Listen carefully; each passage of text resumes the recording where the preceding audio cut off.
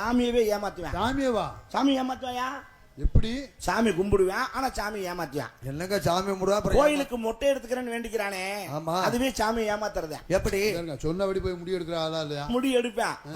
ஏன் மொட்டை எடுக்கிறேன்னு சொன்னவன் கையை வெட்டிக்கிறேன் காலை வெட்டிக்கிறேன்னு ஏன் கும்பிட மாட்டேங்கிறான்? ஏன்? மசூர் ஒண்ணுதான் வெட்டினா திரும்ப முளைக்கும்னு உனக்கு தெரியும், அதனால பிரச்சனை கிடையாது, அதனாலதான் வேண்டிக்கிறேன். இன்னொரு விஷயம், நம்ம உசுரை பிடிக்கிறது யாருன்னு தெரியுமா? யமதர்மராஜா.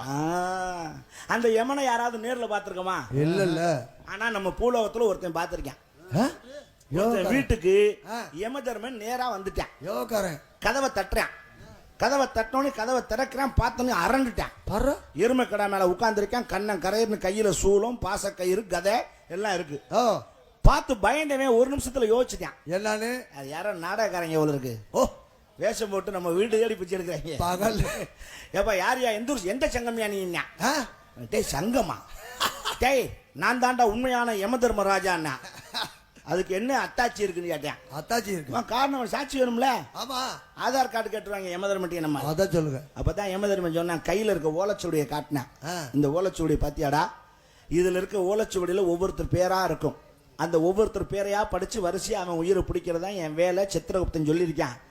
இன்னைக்கு எடுத்து பார்த்தேன், ஓலையில பேர் ஓம் பேர் தான் இருந்துச்சு. ஆனா உன் உயிரை நான் இன்னைக்கு பிடிக்க மாட்டேன், நாளைக்கு தான் பிடிப்பேன். ஏன் தெரியுமா? நீ தர்ம காரியம் நிறைய பண்ணிருக்க, அதனால உனக்கு எச்சரிக்கை கொடுக்க வந்திருக்கேன். நாளைக்கு உன் உசுரை பிடிக்க போறேன். இன்னைக்கு நீ ஏதாவது உன் பிள்ளை குட்டிகளுக்கெல்லாம் செய்ய வேண்டியது இருந்தா செட்டில் பண்ணிக்கிடான்னார். ஆச்சரியப்பட்டேன். என் தெய்வமே, நீ உயிரை பிடிக்கிற ஆளா இருந்தாலும் ஒரு நாள் வாய்ப்பு கொடுத்தே, இன்னைக்கு என் வீட்டுல உனக்கு விருந்துன்ட்டான். யமதர்மனுக்கு ஒத்துக்கிட்டான். யமனும் வடை பாயாசத்தோட சாப்பாடு ரெடி ஆகும். எல்லாம் ரெடி ஆகி தலைவாழை இலை போட்டு யமனை உட்கார வச்சு பரிமாறிட்டாங்க. இயமே சாம்பாரை சாப்பிட்டுட்டு 2 நிமிஷம் ஆகல அப்படியே மட்ட மலக்க மலாந்துட்டான். முண்டை கரெக்டா தூக்க மாத்திரை 4 மாத்திரை சாம்பார்ல கலந்துட்டான். யாரு? சமையல் சாப்பாடு ஓட்டனி கழியாம காலை புலந்து கிடக்காம பார்த்தா சோளம் இங்கிட்டு கிடக்கு, பாசக்காரி இங்கிட்டு கிடக்கு, கதை அங்கிட்டு கிடக்கு. இந்த மிச்ச சொத்தை எறும்பு கிடாதுன்னு விட்டு அது காலை புலந்து இப்படி கிடக்கு. எறும்பு மாடம் பார்த்தேன். நம்மள கொய்யால ஏன் உயிரை வாடி பிடிக்கிற நீ? முதல்ல உன் உயிரை காப்பாத்திக்க அப்படின்னு ஓலைச்சுவடி எடுத்து பார்த்தேன். பேர் இவன் பேர் தான் இருக்கு. இது இருந்தா தானே நீ பிடிப்ப. டபக்குன்னு அந்த ஓலையை உருவி அந்த ஓலைச்சுவடியில அடியில சொருகிட்டான். நல்ல வேலை. கொய்யால இன்னும் எடுத்து பார்த்தீங்கன்னா நமக்கு இன்னும் கொஞ்சம் காலங்களுக்கு அடியில தான் இருக்கு நம்ம பேரு, தப்பிச்சுக்கலாமடான்னு நினைச்சிருக்கான். ஏமே தூங்கி முழிச்சு எந்திரிச்சு இப்படி பார்த்தான்ல, அசந்துட்டான். உசுரை பிடிக்க வந்தவன்னு தெரிஞ்சும் எனக்கு சோறு போட்டியடா. உண்ட வீட்டுக்கு நான் ரெண்டக நினைக்க மாட்டேன், சோறு தின்ன வீட்டுக்கு துரோகம் பண்ண மாட்டேன். அதனால உனக்காக ஒரு வாய்ப்பு தர்றேன். என்ன?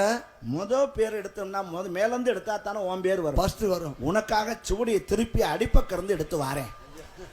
இன்னும் கொஞ்ச நாள் வாழ்ந்துக்கன்னா எங்கிட்டு வாழ்றது? அப்பதான் இவனுக்கு லேசா வகுத்தால போறது கசியுது. என்ன மக்காளி போட்டான்டா நம்மளை ஏமேன்.